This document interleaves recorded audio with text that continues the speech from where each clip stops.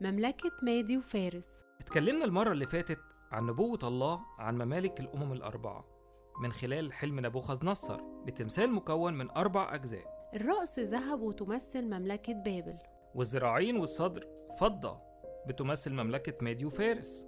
البطن والفخذين من نحاس وتمثل مملكة اليونان. الساقين حديد تمثل مملكة الرومان. النهاردة هنتكلم عن مملكة مادي وفارس.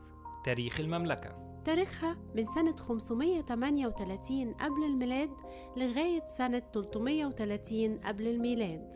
العاصمة بتاعتها هي شوشن. اللغة الفارسية القديمة والسومرية. سنة 539 قبل الميلاد بنشوف إن داريوس المادي هو اللي هزم مملكة بابل. وقتها كان البابليون بيحتفلوا احتفال عظيم وعاملين وليمة كبيرة جدا. لكن في الليلة دي اتهزمت مدينة بابل لما الجنود الماديين حولوا مجرى نهر الفرات، وبكده قدروا الجنود انهم يدخلوا المدينة عن طريق النهر دون اي مقاومة تذكر. فسقطت بابل القوية في ليلة واحدة كما تنبأ النبي دانيال. وفارس هي المقاطعة الفارسية المعروفة باسم إيران. قبل اتحاد المملكتين كانت مادي هي المملكة المسيطرة. أخضع الملك الفارسي كورش الثاني الماديين وأصبح ملك على الماديين والفرس.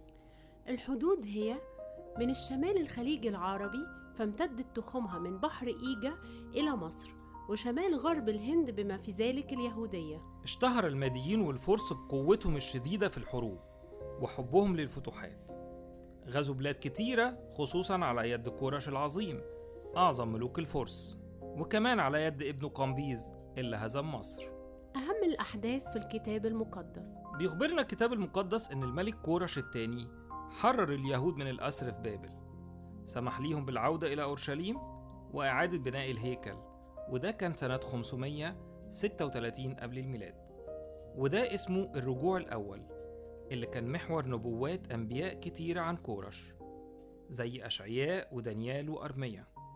سنة 486 قبل الميلاد ظهر الملك أحشاويرش الأول، وكل أحداث سفر أستير وقصة مردخاي ونجاة الشعب من مؤامرة هامان.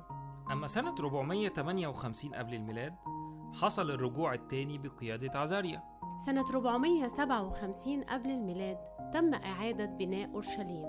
أما سنة 445 قبل الميلاد حصل الرجوع الثالث بقيادة نحميا وبنوا أسوار أورشليم. سنة 433 قبل الميلاد عودة نحميا لأورشليم وإصلاحاته. ونقابلكم بكرة في حلقة جديدة ومملكة جديدة.